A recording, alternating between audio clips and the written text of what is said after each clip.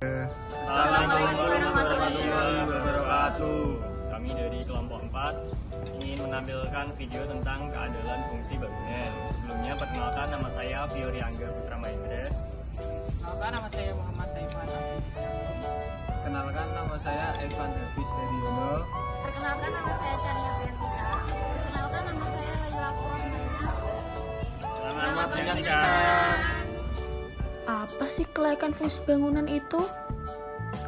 Kelaikan fungsi bangunan adalah kondisi di mana sebuah bangunan telah memenuhi persyaratan teknis dan administratif yang ditetapkan dalam perundang-undangan sehingga dapat digunakan sesuai dengan peruntukannya secara aman, nyaman, sehat, dan efisien.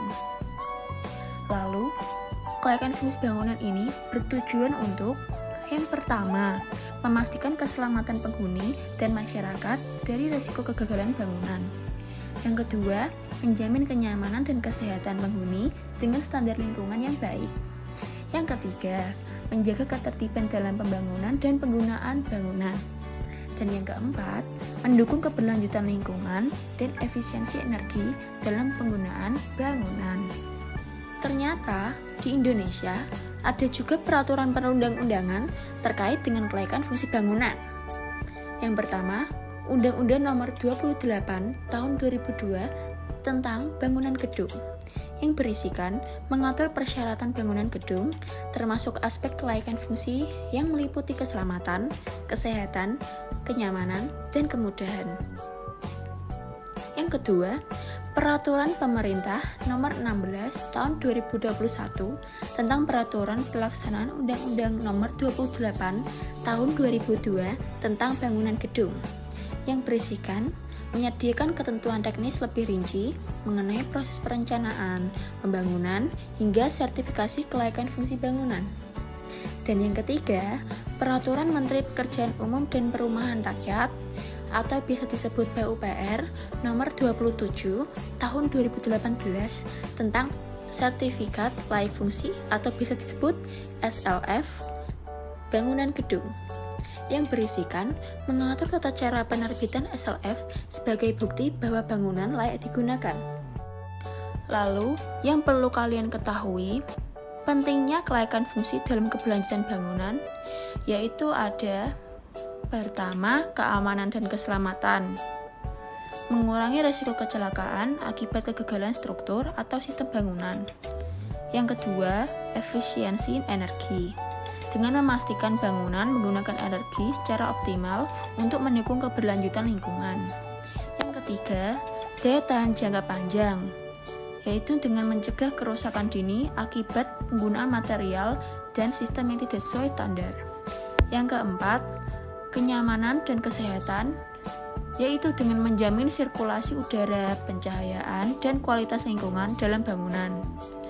Lalu, yang kelima, kepatuhan hukum, dengan menghindari sanksi atau pembongkaran akibat ketidaksesuaian dengan peraturan yang berlaku. Apa itu sertifikat layak fungsi?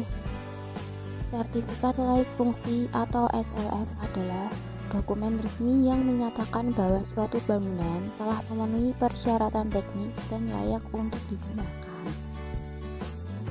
SLF diterbitkan oleh pemerintah daerah setelah bangunan diperiksa dan dinyatakan sesuai dengan standar keselamatan, kesehatan, kenyamanan, dan kemudahan akses. Untuk fungsi SLF, yaitu yang pertama, menjamin keselamatan, di mana memastikan bangunan aman digunakan sesuai peruntukannya. Yang kedua, memenuhi regulasi, yaitu sesuai dengan peraturan bangunan dan tata ruang yang berlaku. Yang ketiga, sebagai syarat operasional, yaitu dibutuhkan untuk perizinan usaha tertentu. Yang keempat, meningkatkan kepercayaan, yaitu menunjukkan bahwa bangunan telah diuji kelayakannya. Bangunan yang wajib memiliki SLF yaitu bangunan gedung dengan fungsi publik seperti perkantoran, mal, apartemen, hotel, rumah sakit, dan lainnya. Yang kedua, bangunan komersial yang memerlukan izin operasional. Yang ketiga, bangunan milik pemerintah atau swasta yang sudah selesai dibangun. Untuk proses pengurusan SLF, yang pertama yaitu pengajuan permohonan ke dinas terkait di pemerintah daerah.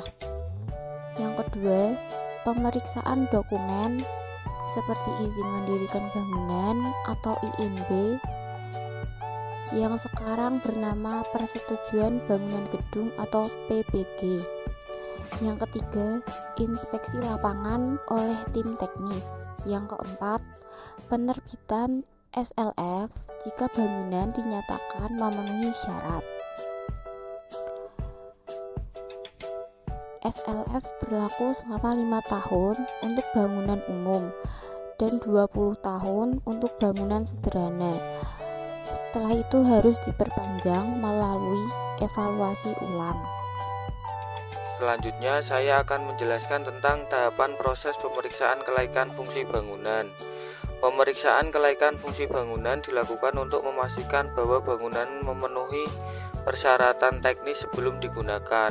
Proses ini umumnya melibatkan beberapa tahapan berikut. Yang pertama, pengajuan permohonan SLF. Pemilik atau pengelola bangunan mengajukan permohonan sertifikat layak fungsi SLF ke pemerintah daerah setempat.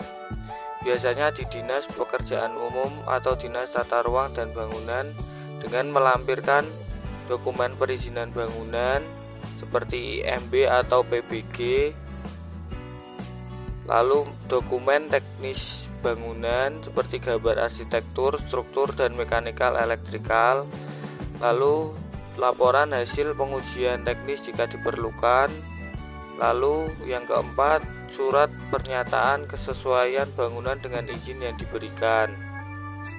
Kemudian tahapan kedua yaitu pemeriksaan dokumen dan administrasi. Petugas dinas akan meninjau kelengkapan dokumen yang diajukan. Jika ada kekurangan atau ketidaksesuaian, pemohon akan diminta untuk melengkapinya sebelum pemeriksaan lapangan dilakukan. Kemudian tahapan yang ketiga yaitu pemeriksaan lapangan oleh tim ahli. Tim pemeriksa yang terdiri dari tenaga ahli atau konsultan bersertifikat akan melakukan inspeksi ke lokasi bangunan.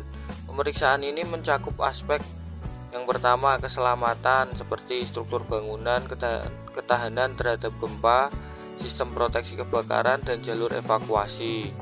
Yang kedua, kesehatan seperti ventilasi udara, pencahayaan alami, sanitasi, dan pengelolaan limbah.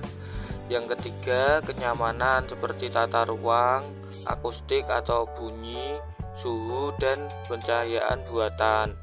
Yang keempat, kemudahan akses seperti ketersediaan fasilitas bagi penyandang disabilitas dan jalur evakuasi yang memadai. Lalu tim juga akan membandingkan kondisi fisik bangunan dengan dokumen teknis yang diajukan. Kemudian untuk tahapan yang keempat yaitu penerbitan laporan hasil pemeriksaan. Setelah dilakukan inspeksi lapangan, tim pemeriksa menyusun laporan yang berisi hasil evaluasi teknis, yang kedua temuan atau kekurangan yang perlu diperbaiki, yang ketiga rekomendasi kelayakan atau perbaikan sebelum penerbitan SLF. Jika ada kekurangan, pemilik bangunan wajib melakukan perbaikan sesuai rekomendasi sebelum proses dilanjutkan. Lalu tahapan kelima ini barulah penerbitan sertifikat layak fungsi atau yang disebut SLF. Jika bangunan dinyatakan memenuhi semua persyaratan, pemerintah daerah akan menerbitkan sertifikat layak fungsi atau yang disebut SLF. SLF ini berlaku 5 tahun untuk bangunan umum atau non rumah tinggal dan 20 tahun untuk bangunan sederhana. Lalu pemilik bangunan wajib memperpanjang SLF sebelum masa berlaku habis dengan mengajukan pemeriksaan ulang. Untuk mendapatkan sertifikat layak fungsi atau SLF, bangunan harus melalui serangkaian pengujian sesuai standar yang berlaku.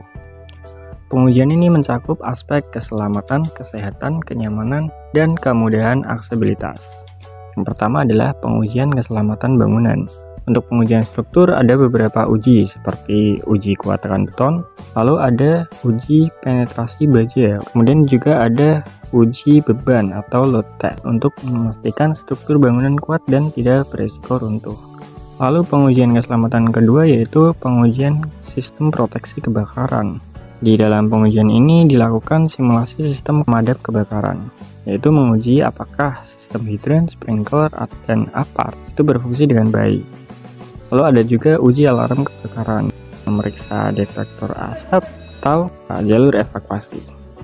Yang terakhir adalah uji tekanan air di hidran, menggunakan alat pressure gauge untuk memastikan tekanan air cukup untuk memadamkan kebakaran. Selanjutnya ada pengujian kesehatan bangunan, di mana metode ini memastikan bangunan agar memiliki sistem sanitasi dan lingkungan yang sehat bagi para penggunanya. Di dalam pengujian kesehatan bangunan ini ada pengujian kadar karbon dioksida dan oksigen menggunakan air quality monitor. Lalu ada pengujian sirkulasi udara, lalu ada pengujian kualitas air bersih menggunakan water quality tester. Selain itu ada uji saluran air limbah. Selanjutnya ada pengujian kenyamanan bangunan seperti pengujian pencahayaan, yaitu menggunakan luxmeter untuk mengukur tingkat pencahayaan di berbagai area dalam bangunan. Lalu ada uji rendam suara, yaitu menggunakan sound level meter. Lalu ada uji akustik ruang, yaitu untuk mengevaluasi pantulan suara yang ada di dalam ruangan. Lalu ada uji suhu dan juga kelembapan. Lalu ada pengujian kemudahan akses atau accessibility bangunan, termasuk penyandang disabilitas dan juga ketersediaan jalur evakuasi. Selain itu, ada uji ketinggian tangga